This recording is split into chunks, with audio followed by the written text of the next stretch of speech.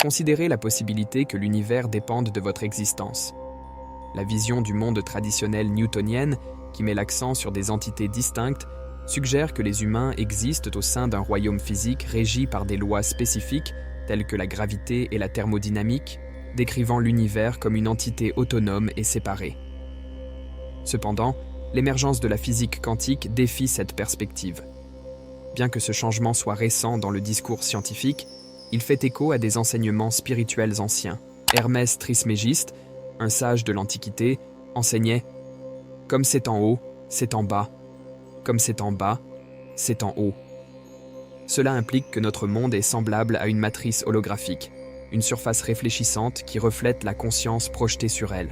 La physique quantique est en accord avec cette sagesse ancienne, suggérant que la réalité ne peut pas être une construction autonome, mais est façonnée par la conscience de l'observateur.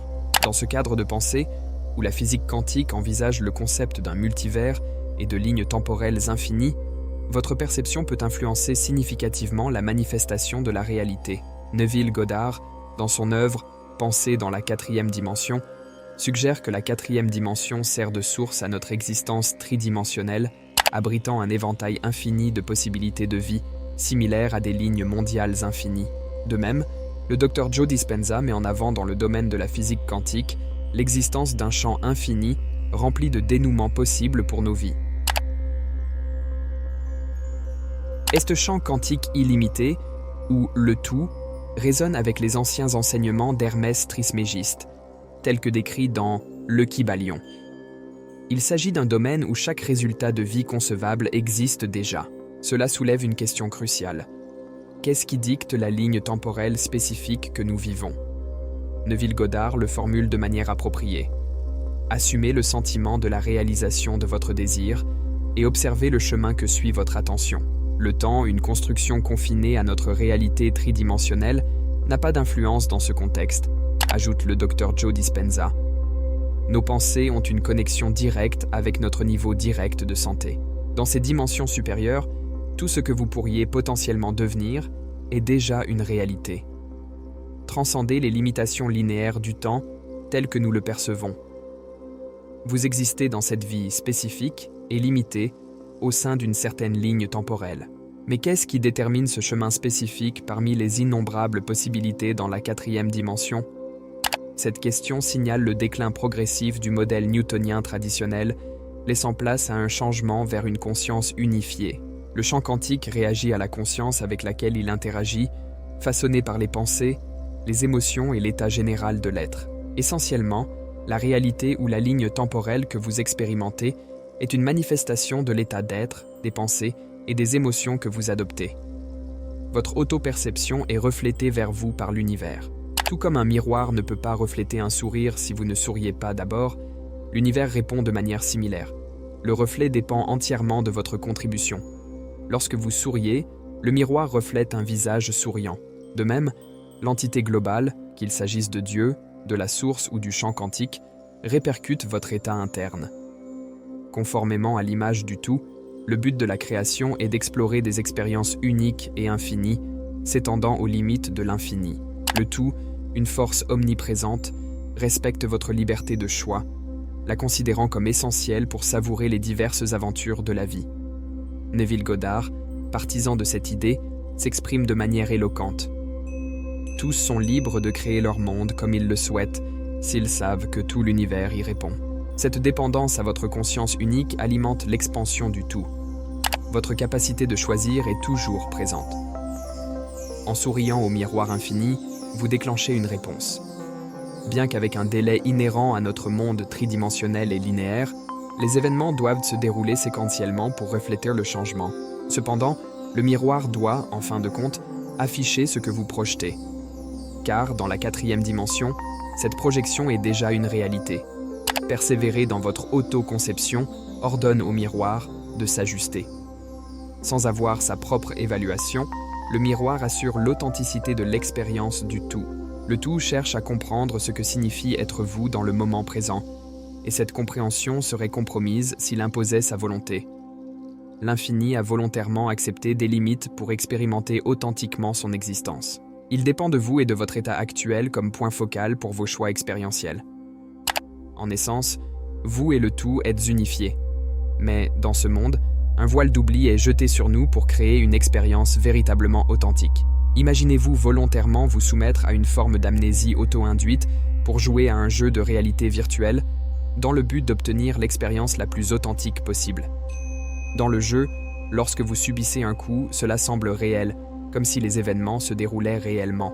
Cependant, si vous étiez conscient que c'est juste un jeu, votre peur pour votre vie virtuelle diminuerait, sachant que votre véritable moi reste en sécurité.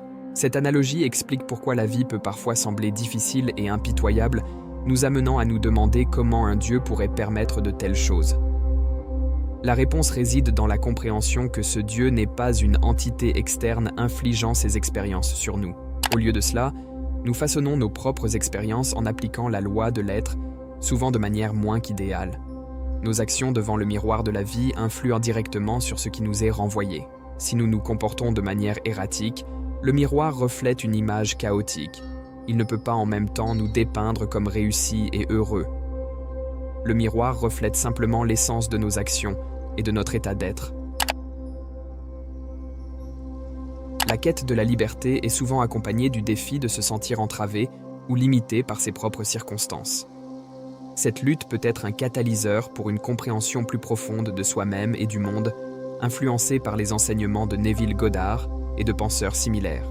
Il propose que les obstacles et épreuves dans la vie ne sont peut-être pas simplement le résultat d'une divinité extérieure sélectivement bienveillante. Il suggère que ceux-ci sont le reflet de l'état interne et de la conscience de chacun. La métaphore d'un miroir est particulièrement appropriée dans ce contexte. L'image que l'on voit dans un miroir est le résultat direct de ce qui est présenté devant lui. Si l'on se place devant le miroir avec une mentalité d'emprisonnement et de limitation, la réflexion observée est celle de stagnation et de confinement. Cependant, un changement de perspective, embrassant les concepts de liberté et de possibilités illimitées, peut modifier de manière spectaculaire cette réflexion. Le monde, en réponse à ce changement de vision, commence à révéler des opportunités et des joies qui semblaient invisibles auparavant. Cette transformation rappelle la narration de Acres of Diamonds de Russell Conwell, où un homme ignore la richesse sur sa propre terre, poursuivant des fortunes ailleurs, seulement pour découvrir plus tard que ce qu'il cherchait était toujours à sa portée. Cette dynamique est magnifiquement encapsulée dans les paroles inspirantes de William Ernest Henley, dans son poème Invictus. « Je suis le maître de mon destin, je suis le capitaine de mon âme ». Ces lignes expriment de manière éloquente l'influence profonde de la volonté et de la perception individuelle sur la façon dont la vie est vécue. Lorsque quelqu'un adopte consciemment une attitude d'abondance et de réalisation, même avant qu'elle ne se manifeste dans la réalité, il se produit un alignement subtil mais puissant dans l'univers ou le champ quantique. À mesure que la conscience change, les circonstances extérieures changent également. De plus, ce concept va au-delà de la simple pensée positive. C'est une exploration des couches les plus profondes de l'être et du pouvoir de l'esprit subconscient. Le subconscient, très semblable à un sol fertile, accepte les graines de pensée plantées en lui et les nourrit jusqu'à ce qu'elles deviennent réalité. C'est le principe central de nombreux enseignements spirituels et philosophiques, selon lequel la réalité externe est un reflet direct des pensées internes, des croyances et des émotions. De cette manière, le monde extérieur ne sert pas seulement de miroir reflétant l'état actuel de l'être, mais aussi de toile sur laquelle les possibilités de ce qui pourrait être sont continuellement peintes, basées sur le dialogue interne et les croyances entretenues intérieurement. Tous les aspects de l'existence sont profondément interconnectés dans cet échange entre les royaumes internes et externes. Pour réaliser les désirs, que ce soit la liberté, la joie ou l'accomplissement, il est nécessaire de se tourner vers l'intérieur pour comprendre et remodeler d'abord le monde interne. Nous sommes arrivés à la fin d'un autre voyage incroyable ensemble. Nous espérons que cet épisode a éclairé de nouveaux chemins et a suscité des réflexions profondes sur le pouvoir extraordinaire de notre esprit et de notre conscience. Nous vous remercions infiniment de nous avoir accompagnés dans cette exploration sur la façon dont nos pensées et croyances internes peuvent façonner la réalité que nous vivons. Nous rappelons que chaque pensée que nous avons, chaque émotion que nous ressentons, est en train de peindre le tableau de notre existence. Comme nous l'avons vu aujourd'hui, l'univers est comme un miroir reflétant nos croyances et états internes. Alors, Que diriez-vous de commencer à peindre une réalité pleine de positivité, d'abondance et de réalisation? Le choix nous appartient et le pouvoir est entre nos mains.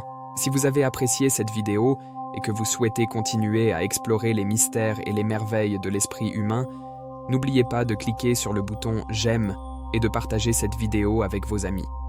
Votre participation est essentielle pour nous. Et si vous ne faites pas encore partie de notre communauté, abonnez-vous à la chaîne Haute Vibration et activez la cloche pour recevoir des notifications.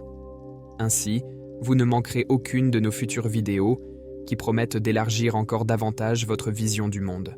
Encore une fois, merci de votre présence parmi nous. À la prochaine, et n'oubliez pas, le véritable pouvoir de changer votre vie réside dans votre esprit.